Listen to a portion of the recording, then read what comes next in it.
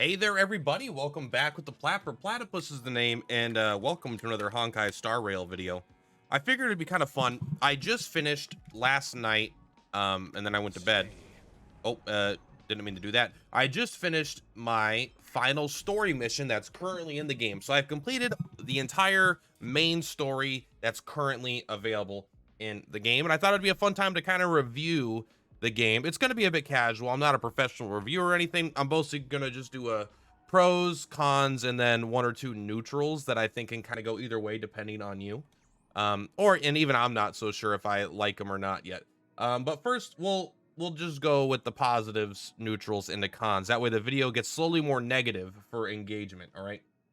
So to start off, I think this game has a lot of, I would say I'm much more leaning positively on this game overall. Um, and one of the first reasons is kind of, I would say, game modes. There's a lot to do. They know that you are going to be playing this game a lot, or at least it's designed for you to be playing this game a lot. And so even though it is a turn-based combat game, and you're like, how many ways could they possibly do turn-based combat? They find a lot of ways to add interesting stuff to it. So between like the simulated universe adding its own things, right? Then there's certain kinds of fights you got to do for the stagnant shadow. Like these are different, like kind of boss fights that have their own like little interesting mechanics. You could do echoes of war, which are like super boss fights that you could do. And, you know, you got to build teams specifically for that. And then you can come over to the, what is it? It's on the boat. How do I get back to my boat? It's the called, oh my God, I forgot, the Forgotten Hall's Memory. This thing here, it's not a boat, it's a train. But like then these are like interesting fights that get harder and harder, and then there's like these big modifiers on it. Like the beginning of each cycle restores HP for the ally with the lowest HP by 60%. Like that one's not that interesting, but there was one that was like you get extra crit rate every single time, or like there was one that I did that was like you get 75% stronger basic attacks, but every time you use a skill or whatever, like this enemy would get stronger. So there's like lots of game modes, lots of ways to engage with the combat, and there is seemingly an infinite cap on difficulty, like in a sense that they do not want you to run out of stuff to do. You can see because I'm using a controller, I kind of hit the wrong buttons a lot, so my menu navigation skills are kind of terrible. But if we take a look here, like I do the simulated world a lot. I think that this is the #1 game mode in this game. This is like if simulated universe was like a standalone game, I would have fun and I would try it out and I'd buy it for like $5, $10 on Steam, which doesn't sound great, but this is like a sub part of a much larger game. It's just fun. It's basically Hades with turn-based combat. If Hades was reimagined to have turn-based combat, that's basically what this would be. It's run-based, where you go fight bosses and you go in and you get like you choose different gods. Basically there's a bunch of gods, whatever, and then so you get to choose at the beginning which god you want to go. They give you a buff, they give you blessings as you get into the run. I have a whole video kind of going over it in more detail, but you basically are picking up items like Binding of Isaac, Hades style. You get their blessings of their gods. Once you get enough blessings, you get their super attack.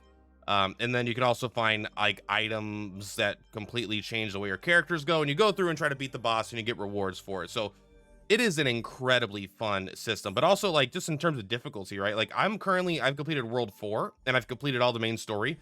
There's also world 5 and 6, right?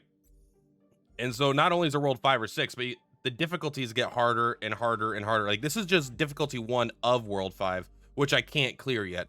There's also difficult, and so they just get harder and harder. So there's a lot of like, you could always continue to grow and be stronger and have content that challenges that difficulty, which I really like. So another thing I think is actually like really, really good about this game is the characters in general. The character, and this comes from the design to the attention to detail in a lot of ways. So let's just go take a look at some of them here. So, I mean, I'll admit, well, it's a little boring. But here we go. Like this guy is super, and I think it's just a great design. Like I think it's a cool character. He uses like water swords and he throws them around, but like you'll see like if you go into combat, let's see if I can get into combat really quick. Like how they do stuff that matters. God, I'm so bad at navigating this menu. Let's go to the star rail. Let's go to here and let's just go, I don't know, well, I'm going to some easy fight, so I don't have to worry about it. Where's the outline snow plains? Here we go. This is kind of always where I go. Why? I don't know. It's just the first place I think of to find some random easy fights. Yeah, I'm gonna break that. I want my 21 credits. All right, and an alloy. All right, we're not gonna worry about the whatever. We're not gonna try to ambush them. But like if we look here, right? So the character's ready to attack, but when you highlight their skill, they get a different animation. They get like they're getting ready. Like all these characters have this kind of stuff where it just like it looks good. Everything you do, everything they do, like will have a different animation or voice line. Like they didn't just make it like them stand here and do their stuff. I don't know.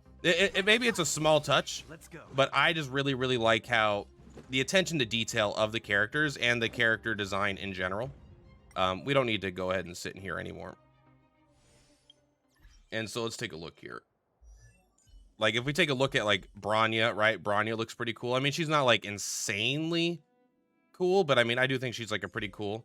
I think Herta, you know, Herta's great. It's like a robot chick. She has like, basically, we don't even know what Herta really looks like. It might look like this, but she has like 100 of these robots all over the world. You know, Hook is just a kid with a, you don't get to see their weapons here, but she's got a giant claw, like little cat, like pockets. So overall, I think that's a really good part of the game. And obviously graphics are just really good. I don't really care about graphics that much in a video game. Also, why am I zoomed in so much right now?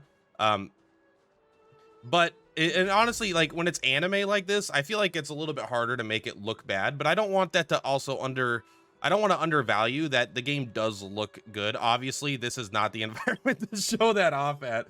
Let's go look at a better environment. Yeah, looking at a solid white screen. Man, this game looks good. Oh, man. All right, let's go to someplace that probably would look a little more impressive here. To be fair, that zone is specifically in a never-ending blizzard. So here you go. This is a much better, right? The environments are really good. The characters look good. I will say, well, I guess we'll get to that in the neutrals. But yeah, like just great designs and graphics overall. And honestly, I would say the combat is like really good. It's super snappy and flowy. It's got a kind of a definitely a Persona 5 inspiration where characters have this weakness and then you hit their weakness and you could break them. Persona is like binary where you break them and then you get to go. They more have a second HP bar, so you can kind of think of it as like a stagger bar from like Sekiro or something. Whereas you hit their weakness, they'll eventually get the stagger, then you stagger them, you could do some increased damage, but also then it'll delay their turn. They'll get like some effects depending if you use a certain element, like use fire to break them. If they have a fire weakness, you'll do damage over time. You know, you'll burn them, things like that. Like, look how cool this thing is, man. I don't know, man. I just think that's just like a cool, it's like a big scroll or something. I don't even know what the hell it's doing. It just looks good. If that was stationary, it would still look good. But because they just have it as this rotating thing, like that's just like, I feel like the game has a lot of these cool little nice touches. And I don't know what it means, but I like it. Overall, the combat is what you're going to be doing most of the time. It can get a little repetitive in the sense if you're using the same team, you have a character, you know, you're going to see their animations a lot. The game lets you go to 2x speed, and honestly, that just kind of helps a lot. You get to slow it down if you like. Sometimes I'll still go to 1x and I'll watch a character's animation because I like Welt, for example, has like a really cool ultimate. All right, so like I was saying, sometimes I go to 1x speed just so I could watch these animations that are really good, and I want to make sure to use Welt's ability here. I don't think I have them built, so it's not that strong, but I just want to kind of give you an idea of like the quality of what you can expect from. Don't kill anybody, please. Thank you. The quality of what you can expect. So like the different, like you can see him holding his staff, but then I love that how he kind of switches it. Like, right, he's holding it like a staff, and then he kind of switches it to be like he's gonna smack someone with it. But then also when you set up their ultimate, they have another different animation. And some, like with Bronya, like it starts snowing or whatever, just like really cool. But take a look how fucking cool this attack is. Witness the stars shatter before you. Survive or be destroyed. Like that's just so fucking over the top and badass. And then we'll just like all these attacks just look so good. That is a huge thing. But yeah, like I was saying, the combat is quick, snappy, feels good. It's got a very strong base. Now characters have simple abilities in a sense that they have an attack, they have a skill, they have an ultimate. So they effectively have 3 abilities. And 2 of them can be used on demand. 1 of them you have to have your bar full. So you really have like 2.5 abilities at any given moment. And 1 of them is a basic attack.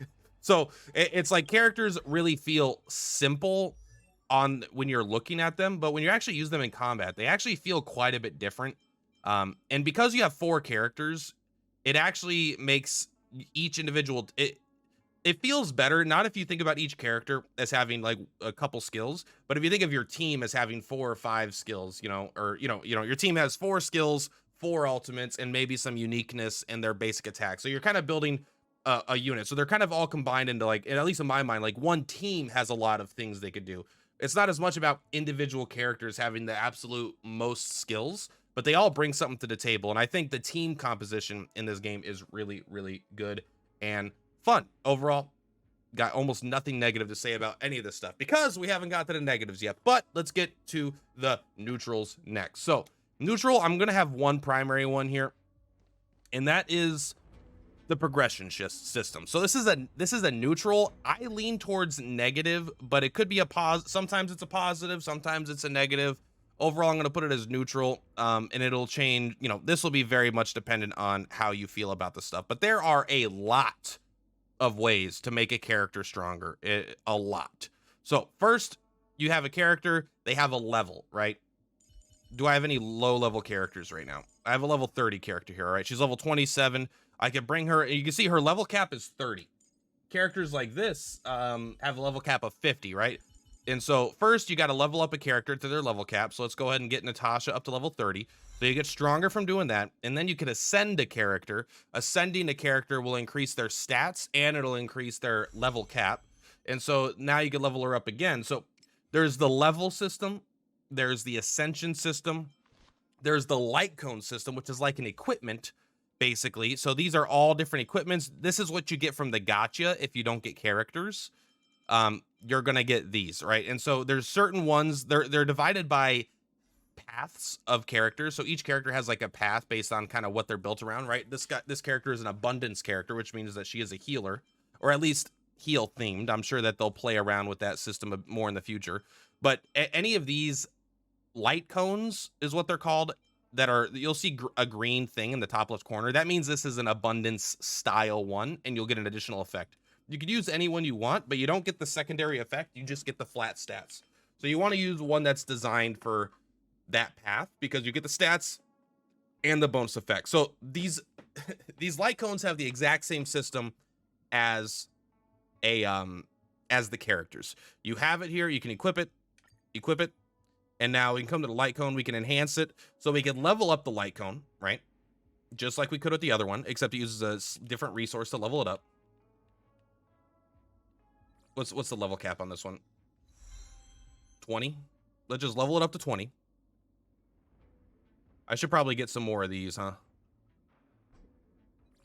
Yeah, I'm running low on them. So you can get this up to level 20, and then you can ascend it. So this can also get stronger in the same way, right? So this can level up, this can ascend just like characters. However, this also has a system here where you can get dupes to make this thing stronger. You basically will increase the effect of these, right? Currently, you get energy regeneration 8% stronger, and your outgoing healing when you use your ultimate is 12% stronger. But then it goes, you can get up to 5 dupes of these, or 4 additional dupes, the 1 copy and 4 additional. And I think that brings it, because it starts at level 1 and it goes up to level 5 for each additional one you have. So that's the light cones.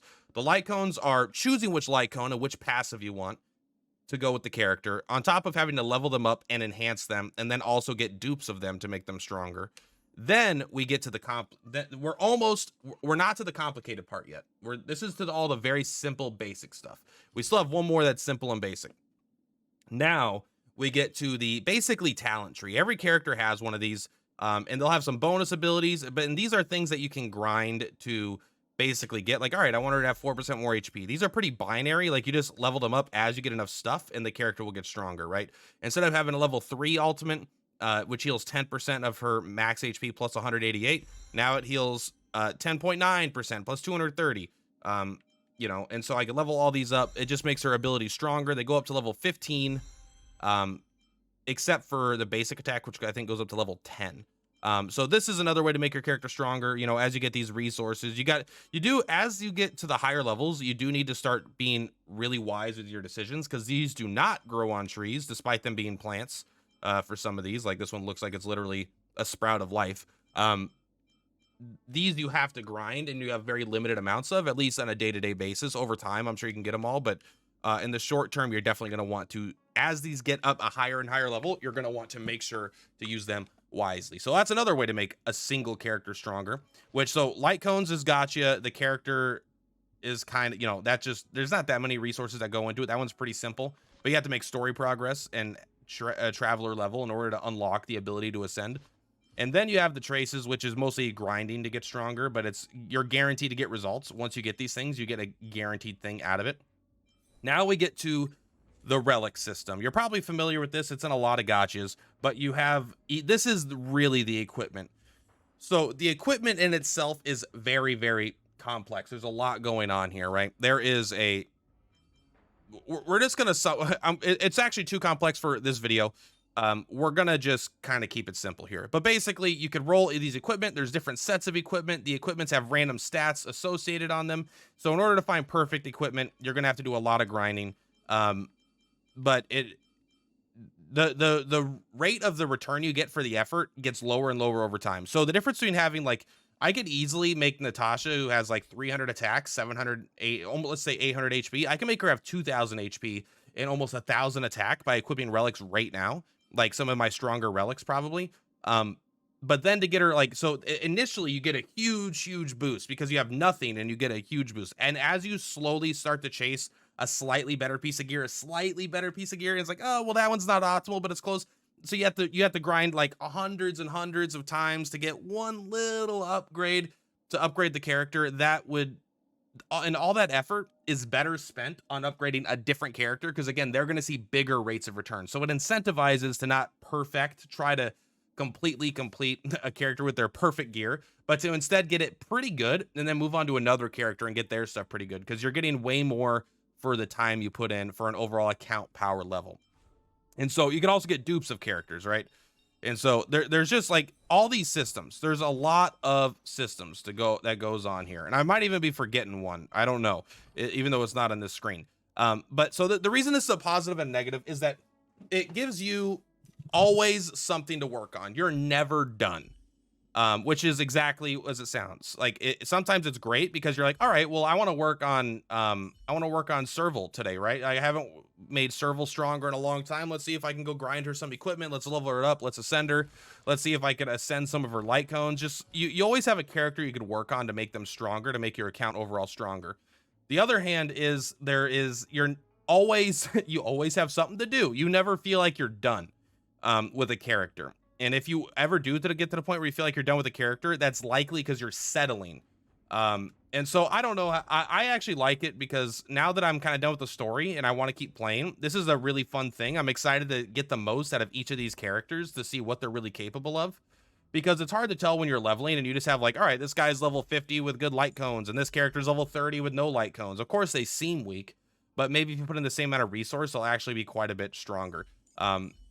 So the progression systems in general are going to be pretty neutral, because you have a lot and like most of these resources that you need, when I say grinding, they are usually, they're going to be stuck behind this thing called the Traveler Trailblaze. What is it fucking called? Trailblaze power, right? So like if you want to get a resource to like I wouldn't recommend doing relics right away. You usually want to just get your characters leveled up and get their more basic stuff. But then once you want to start doing it, you have to use this traveler power, this fuel, in order to do these fights, to roll it. Like basically you get random drops afterwards. And so in order to do that, like you just got to spend a lot. But this is a daily resource. It regenerates over time. This is basically the energy system. And so you have a finite amount of stuff you could do in a day without spending money. And even if you do spend money, it's still very finite.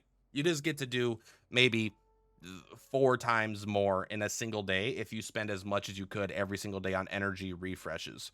But it is still, like, again, positive, negative. You guys understand it here. So as far as the negatives, I really don't have that much to say about pure negatives of the game. There's basically 3. First, even though I praise the graphics in the world and the environments and stuff like that, this is actually a particularly bad zone to talk about a negative because it's so cool. This is a much better zone to talk about it, I think, in general. But it's like, you know, I've played incredibly amazing games like Elden Ring, things like that. And I'm not going to compare a gacha to Elden Ring, I suppose. I probably shouldn't, but it's a video game. They're all in the same fucking world. So even though, yeah, the environments look good and like it's the really cool design and stuff, the worlds, I think, suffer greatly from video gamification, which is understandable. But like when games have gotten so much better at it, it feels like it's not, it feels more noticeable to me now than it did before. But it's like, this isn't a city. Like in Elden Ring, you would go into a city and then the city would, like, you would explore the city in a really video game level way. This is clearly hallways, corridors, rooms. Like, all right, fights here, puzzle there, hallway here. We need you to get over here, but we don't want you to be able to run straight there. So like this, no, this isn't the way a city is designed or looks, right? And like it's designed as a video game level first, with a cool looking skin on top of it, which is more what I would say. It doesn't feel like there was a real society really producing stuff in this world. It's like, yeah, you'll get to certain spots like, oh, hey, that's where they make that thing.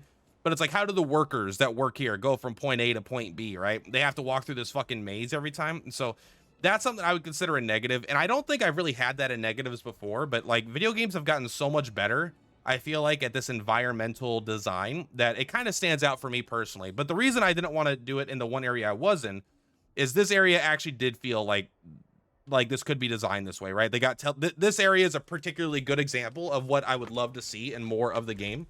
But if we come here, there's the central hub, and then there's teleporters that go from here to here, and then there's like convenient walkways all the way around, right? Like this is actually the way that you could imagine the city would have designed environment like this, which feels good. And like even this is like, this is all pretty reasonable.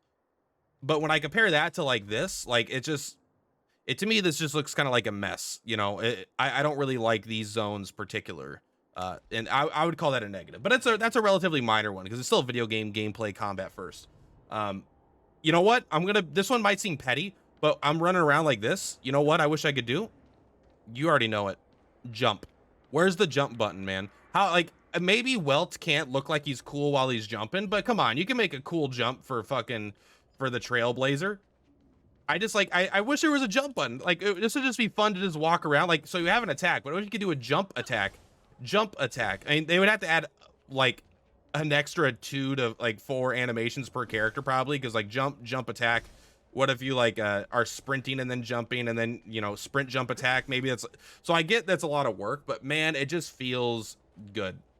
I would like that, and that's petty, but I do actually really consider it a negative, even though it doesn't affect the gameplay as a whole necessarily. I think about it every time I play the game, which is, I think, makes it qualify to be a negative. And finally, this game is, the biggest negative is that it's a gacha, right? Now, what I'm about to say is that this is probably one of the better, this is the best gacha game I've played, but also like in terms of the actual gacha system, it's one of the best I've ever played. But even the best gacha system that I've seen is still dog shit. Like the whole concept of you pay money to get power is in the game. Now, you could beat all the story in the game without spending the dime. You can, you know, you don't actually need to pull that much because the 4-star characters are going to be the meat and potatoes of your playthrough. At least it has been for me, even though I have plenty of 5-star characters. It's still a gacha system. Now, even though it's the best gacha system probably that I've played, because it has a pity after 90 pulls, and you have a 50-50 to get this character. And then if you don't get it, you're guaranteed to get it on the next character. And on top of that, it also carries over. So if I spend 50 pulls on this character, and I get a legendary, but it's not Sealy, and I decide I don't really want her anyway, I just wanted to get some 5 stars for my account, and the next character comes up that I do really want, the game remembers that I missed the banner character from the last one, and that this new one, the next time I would get the 50-50, it's actually a 100 because it still remembers that I missed the 50-50 last time. So it's like, I don't want to say it's generous. In the world of gacha, this is the least exploitive one that I've used, but at the end of the day, it is a negative, right? If they would have had just characters, I would say that this game is incredibly free-to-play friendly, but over time, it's going to get more expensive because that's how these games do. You either have to be a whale of time or a whale of money. And for things like they even have this whole other system set up where you can, instead of pulling for characters, you basically pull for light cones, and light cones are, the difference between the best light cones and the weakest light cones are going to be huge, and they're only going to get bigger kind of the same with characters. So there is two different things you got to pull for on gacha over time, and it's not like this is basically what most people are going to pull for. You get a cool character, but this is kind of what, when you decide you're going to start whaling, is you start pulling a lot for light cones, because it's just as expensive as characters. It's less impactful to your account overall, but this is like the stuff that you're going to start spending lots of money on. But it's a gotcha. Yeah, I'll admit, overall, on a not a gotcha scale, on just a video game scale, I'm going to give this game an 8 out of 10. I've played 40 hours, or plus or minus, actually, maybe more. I've had so much fun. I've been at work thinking about coming home and playing this game. I want to see where the story's going to go. I want to play the simulated universe. I'm excited to try out new team comps. I'm excited to grind some relics to see if I can find some good relics. I have fun doing the daily stuff. Like, I'm just having an incredible amount of fun. And at the end of the day, to me, that's really all it comes down to, is for a video game. Am I having fun? I love the combat. I love having all these different characters with cool, interesting, irreplaceable abilities, right? There are characters that I deal damage and I deal damage, but there's a lot of characters that are like, yeah, they could deal damage, but also they're like Asta is the only character that gives an AoE buff to all of your character's speed. And when she gives a speed buff, it turns out there's certain equipment that is only active when you have certain speed levels. So in a budget team, you can hit those speed level breaking points with a budget team because of her ultimate. Or a character that can revive characters when they die. You know, there's one character that I know that does that, and one character that can help other characters skip their wait turn so they get 2 turns in a row. Like, it's all fun. The theory crafting, the combat, the actual moment-to-moment gameplay, the simulated universe is so fucking fun. It's like a Hades roguelike in my gacha RPG. I'm just having a good time, and at the end of the day, I think that's all that really matters. This game has been a wonderful time for me, and I'm excited to see where they go from here. Right now, one of my biggest complaints is that I have a lot of currency to spend on pulls, but I decided that I don't want Celie here. I don't remember her name. It's been a world since I've seen her. Even though she's got a scythe, she's cool. The next character coming up I want really bad, so I just don't want to pull right now. And it's kind of, you know, I want to pull because I want to get some more stuff, but I've got to wait another 2 weeks to spend money if I want to spend money on the game. But yeah, anyway, that's it. Now I'm just starting to ramble on, repeat myself. Hopefully this video was okay. I thought it would be shorter. I just wanted to have a good time talking about the game for a little bit before I streamed, and I think we've done that. Much love for platypuses, for Purplatypus. I will see you next time. Peace. Oh, Alt Tab. Peace.